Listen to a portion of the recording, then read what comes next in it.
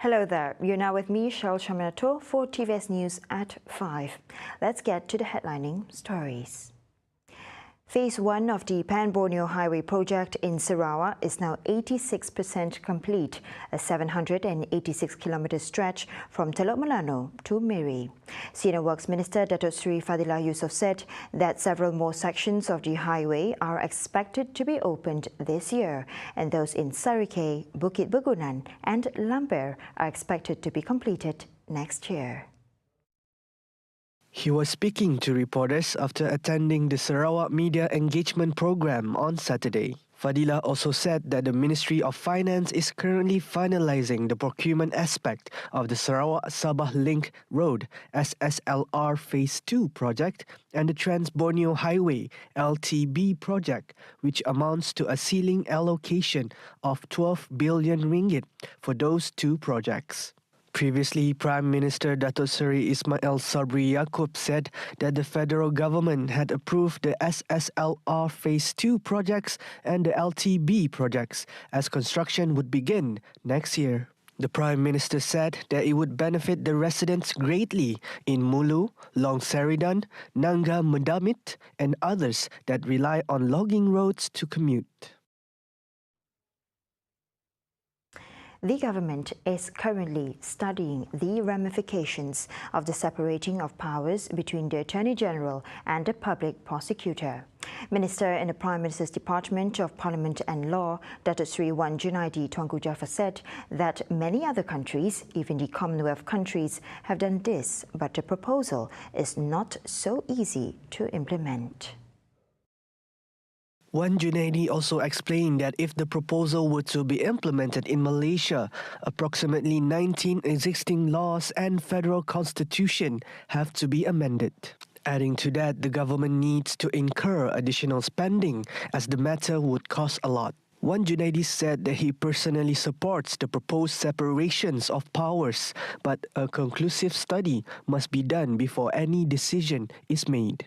Sunway's University's political scientist Professor Wong Chin Huat was reported in a local media suggesting that the role of a public prosecutor be separated from the Attorney General before the 15th general election. He added that this is necessary so the public prosecutor is free from any political interference. Rembau Member of Parliament KHAIRY Jamaluddin has confirmed that he will not be defending his seat in the upcoming 15th general election. KHAIRY said the reason was that he was asked to give way to UMNO Deputy President Datuk Seri Muhammad Hassan, who wants to contest in the Rembau seat. Dan oleh kerana beliau adalah ketua UMNO bahagian Rembau, saya timbalan kepada beliau. Jadi beliau telah minta saya cari tempat lain lah untuk bertanding sebab dia kata dia nak bertanding di Rembau. Jadi saya tidak ada halangan. KHAIRY told a media conference after closing the 2022 National Organ Donation Awareness Week on Sunday. The Health Minister, having been the Rembau MP since 2008, said that now he has to look for another constituency that would accept him. He added that in the worst-case scenario, he would be fine if he is not contesting at all in the upcoming election.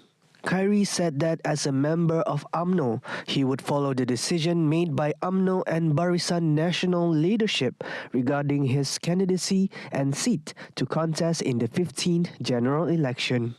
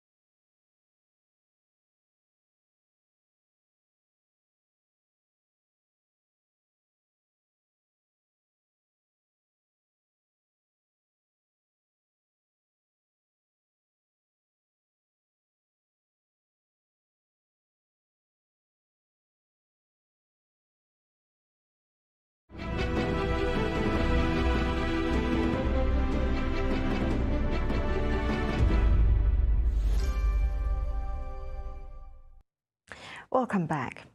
Early childhood intervention is important to support the development of children with special needs.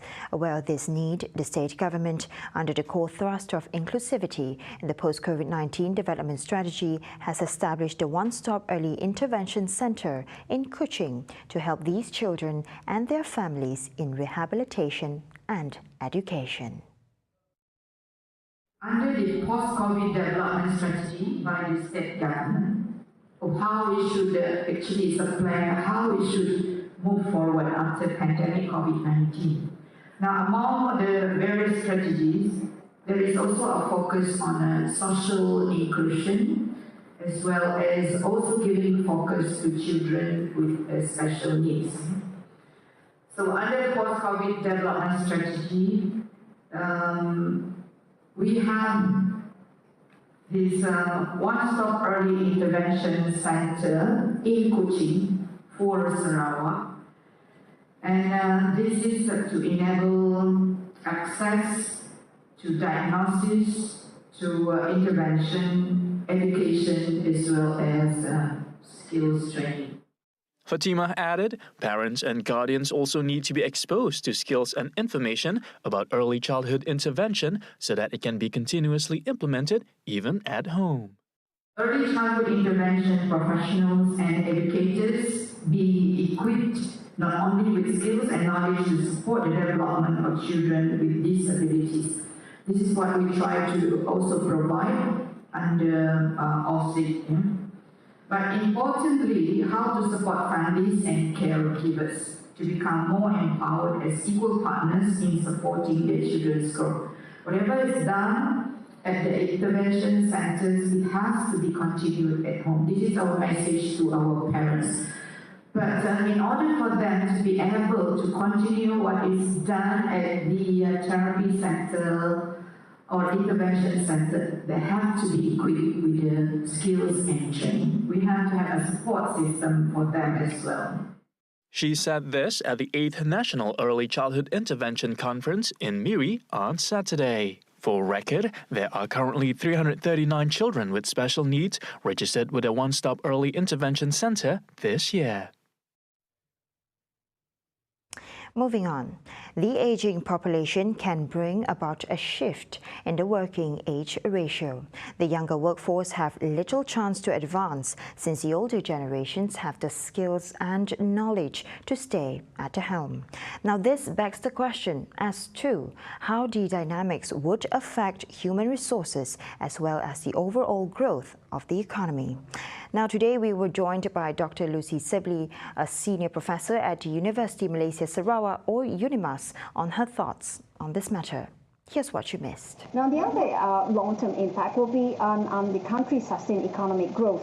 The age structures of a country population should affect the country's and will affect the country's economic performance.